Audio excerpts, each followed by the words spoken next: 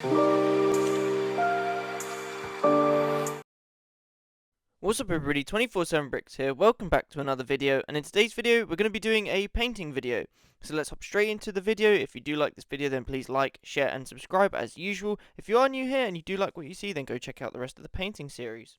So like I said, we're going to be doing a painting video today. So I have a box here with a bunch of different pieces from a variety of different sites, Blueharvest bricks included.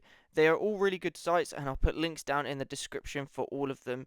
To start off with, we've got some clone minifigure heads. These are from Brickowl. Brickowl is very good for getting a lot of different minifigure parts very cheaply as well as sets. I tend to use it to get parts and pieces. Here we also have some clone torsos and some legs. These I sourced from my own collection as well as Brickowl again. On top of that we have some Clone Army Customs helmets from Firestartoys. These are really good as they look accurate to Lego's helmets, but their helmet holes are more accurate to where they should be. And on top of that we've got some brick arms blasters that we've got from Blueharvest bricks, as well as some backpacks and some accessories again from Blueharvest bricks. Now in today's painting video we're going to be doing something a little bit different, as one of you guys wanted a tutorial. Now I'm basically going to run through the whole painting process throughout the entire video. It is going to be a little bit sped up, but I will cut in and basically give you a quick little tutorial and tell you what I'm going to do and how you can do the exact same thing. So to start off with, the things you'll need to paint your minifigures. Now there are quite a few different types of things depending on what you're going to be doing with your minifigures. So to start off with, obviously you'll need your paint. Now these are the Warhammer paints. I use these with all my minifigures, and these are the colours that I like to do for my Legion. When it comes down to painting minifigures, especially clone troopers, you'll need something to put the helmets on so it makes it really easy to paint and your fingers are not going to get in the way. Just use something like a random minifigure that you don't mind destroying in the process. This is one of those things that make it so much easier to paint. Following this, when you paint you want to separate everything, especially the hands and the arms. Now if you're going to do the arms, I recommend getting a bar like I have here, just to clip on the arms so you can paint them, and like I said, it makes it so much easier to paint. Obviously next you'll need a paintbrush. You might need a variety depending on what you're going to be doing, so make sure you have a bunch of different shapes and sizes. Now you'll need a pin for doing small ounces of detail, as well as scratching off any unwanted paint, which will make your lines a lot neater. Following this, you also need an X-Acto knife. Be careful with these as they are really sharp. If you're doing any modifications, just be really careful. I have warned you. It's just for the YouTube algorithm. YouTube, I have warned the viewers that this is potentially dangerous. Next thing is optional. Again, this one is dangerous. This is a plastic weld. So basically, this is a chemical that creates a chemical reaction in the plastic, sealing it together and making it quite sturdy. Do not get this in your eyes or your hands if you are using it, as it will cause irritation and is really not good. Again, YouTube, I'm warning these guys not to use this stuff. Also, get a paintbrush that you don't mind destroying, as it will actually corrode the brushes, so just get a brush that you don't really mind losing. Anyway, we'll hop straight into the painting process. Just watch the full video and I'll basically give you a step by step. So for the first step, this is pretty basic. What you want to do now is take apart your minifigure completely. You want to separate everything from the torso, and you also want to separate the legs so they're individually based. Now, what you want to do is start off with a particular piece. Now I'm going to start off from the legs and work my way up. The legs, in my opinion, can be one of the easiest to start off with, so that's what we're going to do. So, like I said, now we're going to be starting off with the legs. I didn't mention this at the start when I was telling you guys what you needed, but you can also have painter's tape. Now this is very tedious with some minifigure parts, as they might be a little bit more curved. However, for flat surfaces as well as straight surfaces, the painter's tape is actually really handy. As you can see here, we're doing multiple layers on the legs as we're doing a white coat. However, with smaller parts of a minifigure, it might be a little bit more harder to do layers, but just try and do as many as you can, as it's really good for, I guess, strengthening the paint so it doesn't scratch off as easily. As you can see here, we're doing a basic sort of design, not really any complicated markings or anything.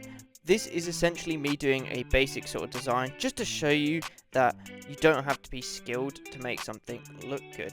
And it's always best to start off with something simple and then work your way up from there.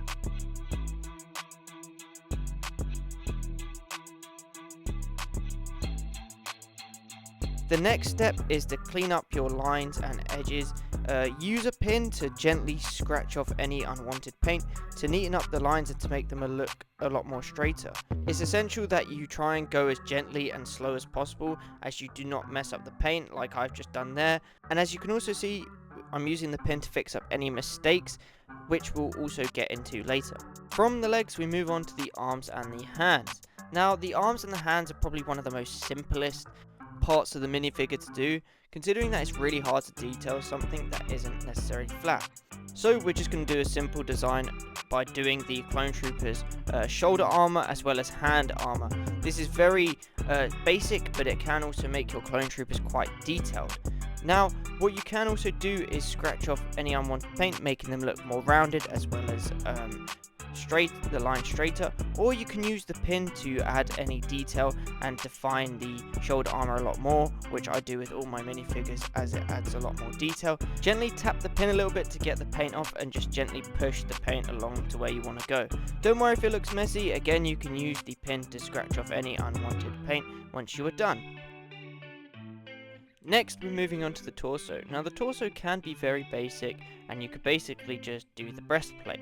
However, I tend to do these little ammo patches at the bottom. If you want to see a more complicated design, then go check out my gunner video, where I also do the stomach armor, which is quite cool. And again, here we are just using the pin to paint with, just moving the paint around gently, trying to keep it as smooth as possible so that when it dries, it doesn't look all blotchy and blobby. Now we're moving on to the helmet. Now, in my opinion, this is the best part, as it's when your clone trooper really comes to life and you can really put whatever you want on it. However, I'd really recommend that you start off basic, using lines and curves rather than going for anything super detailed, as this is the part that you really do not want to mess up. I've had lots of practice as I've painted this helmet at least, I don't know, 15 times now. This is the 6th helmet I've painted with this exact same design, so practice really does help. I also did use the painter's tape on the other 5 helmets, however, it was so painstakingly long to just take off the paint and put it on the helmet, so here I am just doing it with a pin, and they all look exactly the same afterwards, I assure you.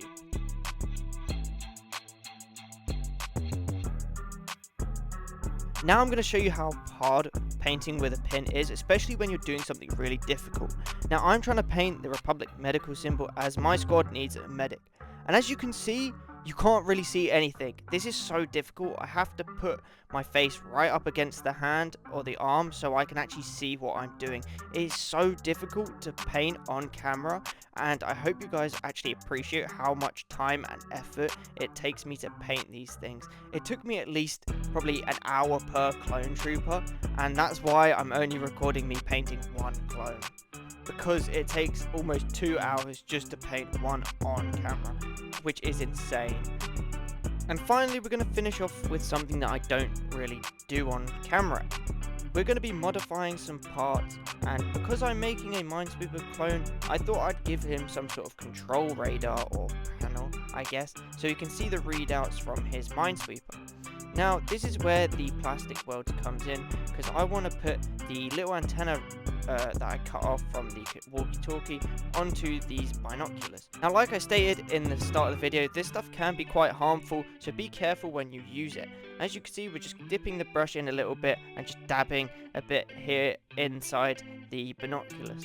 It might take a little few dabs because you kind of want a lot in order for the stuff to stick, and then you just got to hold it there for a couple seconds. You can also add a little bit more of the chemical to seal it in properly, but the cool thing is about this chemical, if you put it back onto something that you've sealed, it will actually come apart, which is quite cool and quite interesting. And finally, I want to add an antenna onto the helmet, so we're just going to cut off the actual rangefinder just so we have a simple antenna. Now what I'm going to do is I'm going to just quickly paint the top of it, so I'm just going to dip it in the red here just to give the top a little bit of colour. And this is all 6 minifigures complete, and here we are assembling them, and hopefully you are assembling your custom minifigure 2. Now, in total, this took me 8 hours. I think each minifigure took at least an hour each. The Minesweeper took 1.5 to 2 hours, which is absolutely crazy. And here they all are. Now, I'm incredibly happy with how these guys all turned out. 6 new minifigures to add to my collection, so to speak. We have several different clone troopers here. We have a medic, as well as we have the Minesweeper, and including 4 regular clone troopers. So now, technically, I have 16 regular clone troopers. I don't know why I need that many. I just like the way they look, and I like painting clone troopers. And tell me what I should paint next. I'm thinking about painting some bark speeder clone troopers, just 2 of them, not too many, just for my 2 bark speeders that I have. But I'm really happy with how all of these guys turned out. Now, I hope you found this video useful. If you do like what you see and you do want to see more, then like, comment, share, subscribe, do whatever, and I'll see you in next week's video.